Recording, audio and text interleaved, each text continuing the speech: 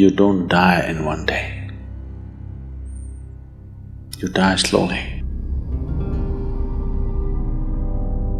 Till Udhana exists, there are tantric processes with which you could revive the body.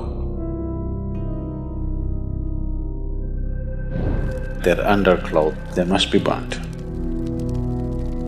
Because otherwise, it becomes a habitation for various kinds of forces.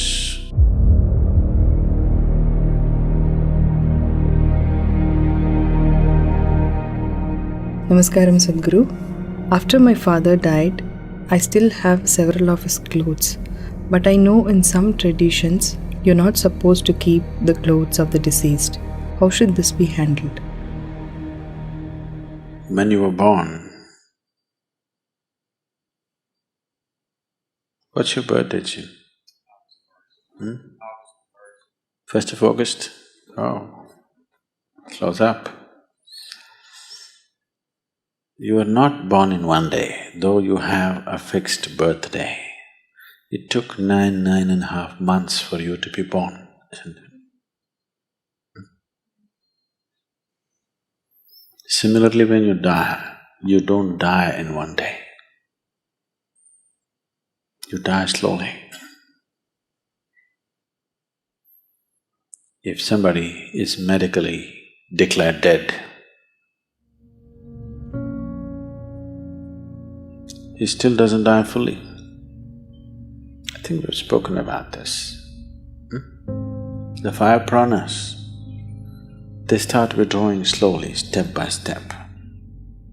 The physical life energy, which generally is referred to as pran or prana, has 5 basic manifestations. There are 10, but that'll complicate. The 5 basic manifestations.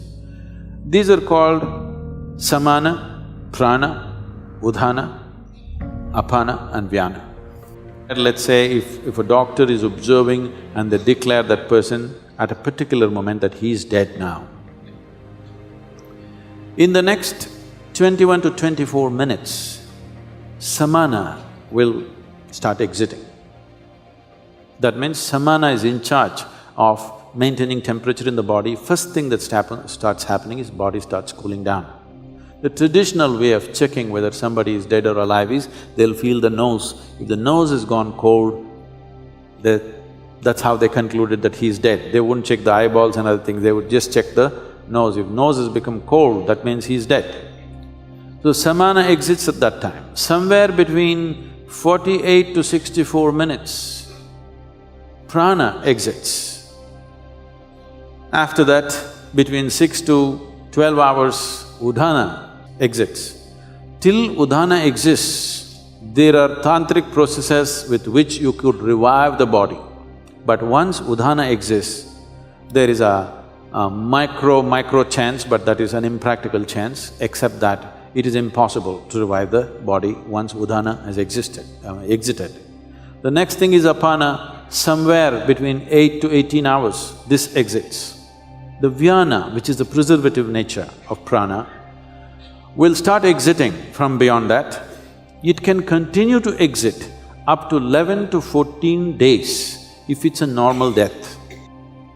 It happened one day, Shankaran Pillai was rummaging through the closet,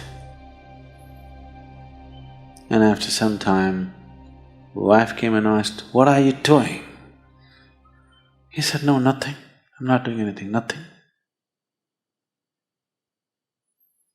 The wife said, "What are you saying, nothing, nothing? I've been watching you. Last half an hour, you're reading our marriage certificate. What's the matter?" Shankaran Pillai said, "I've been looking for the expiry date."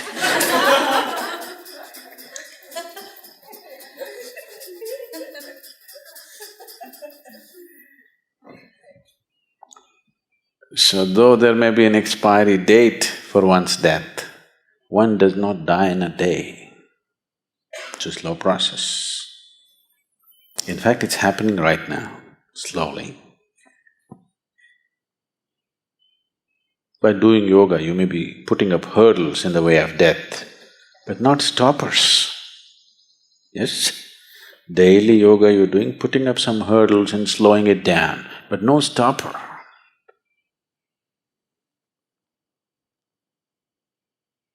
So,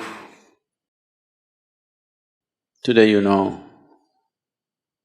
that from your old clothing, we can take your DNA. After you're gone, after 100 years later, we can clone you. Yes? Yes or no? You know? So who you are, at least the physicality of who you are, can be picked up from your clothes and we can remake you. At least someone who looks just like you. We can create the body. So you are still there all over the place. The yogis, when they die, they'll set fire to the hut in which they are living by themselves. There is a way to do it. Let me not tell you because I don't want you to set fire to the cottages here.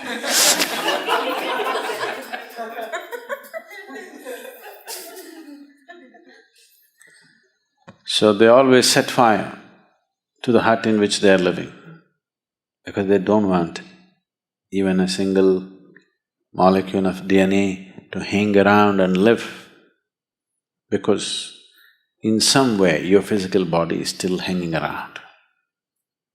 If they can recreate your body from that, obviously it's hanging around, isn't it? So everything that I have touched, you want to burn. Everything has to be cleared up. It's because of this. This is the one main reason why people want to keep their physical positions so minimal on the spiritual path. If you enter a sannyasi's room, you will see there'll be 3 pairs of clothes neatly folded and kept, just this thing to drink water, 1 plate to eat food, and just 1 single sheet to sleep upon, and that's it. No one extra item, because he does not want to touch too many things in the world. He wants to keep it to at most minimal, because he knows if he spreads his body all over the place, gathering it and going will be very difficult. That is why he does not form any physical relationships of any kind, because he understands if he leaves his body all over, when the time to gather comes, it's going to be extremely difficult. People who are off your body are unwilling to come with you when you want to go. They won't come. They'll all say, "I love you," but they won't come.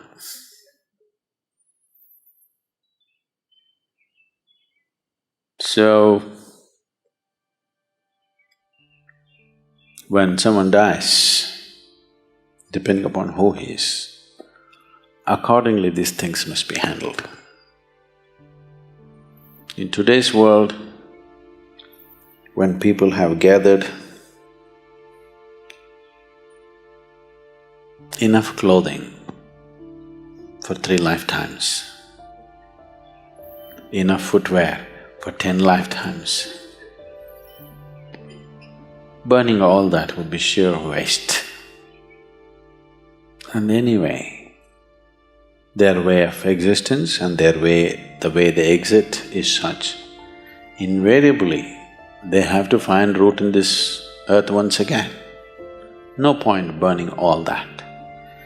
At least those things which are very closely, intimately involved with the body, like their underclothes and other things, must be burnt. They must be burnt. Because otherwise, that being will not go easy. He will not know, he does not have the discretion to understand whether he should be here or there. He cannot make any decision. There's no decision-making capability because there's no discretion. Once the body is gone, the discretionary mind is gone. So there is no decision, only by tendency. There are too many things here which belong to the body, it just hangs around, particularly in the first few days. So, in one's home, if there are lots of used clothes, which is a problem with the Western world again, because of the type of clothing and the structure of the society, the things are such, you may be wearing a jacket for 6 months and it may not be washed. Yes? You use it and you hang it there, because it's a cold country and maybe you don't sweat so much, use it and put it there. Such a thing is not possible in India. If you use something, it has to be washed now. The nature of the clothing, the atmosphere and the social structures are such, but that is changing again there also, because most people are wearing clothes made in China, not anymore made in India. So, the type of clothing they are using, naturally they use it and hang it, they don't use it and wash it. All these things were taken care of, every aspect was handled, but we are losing it in a big way. Because these clothes are repeatedly used and hung there, you can actually experiment. Well, today the dogs are there. If you bring a police dog, if you put 1,000 jackets here and ask him to point out which is Jim's jacket, he will just go and point out. Yes? Not God, just a dog.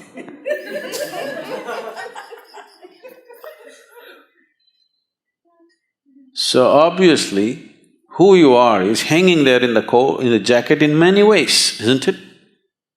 That even a dog can see it.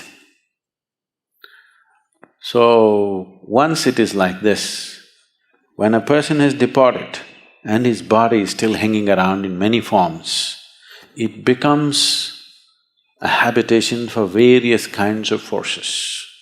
Not only for that person's energies hanging around, for various other kinds of forces. Unoccupied body, your jacket is, in a way, which is not a good way to leave it. So, either they immediately wash it. In India, if they're expensive clothes, they will wash all the clothes. Within the first 10 days or 11 days, they'll wash all the clothes and distribute it to many places, never to one place. You don't take all your clothes and give it to one family. You make sure the jacket goes here, trousers goes there, that goes there, this goes there, so that it gets too spread out to make any significance. Significant presence is not there. Otherwise, all the things which are intimately with the body, just burn it. One of these things must be done. Either you must give it away across the 50 states, so that the old man does not remain confused as to where to go, or you must just burn it up.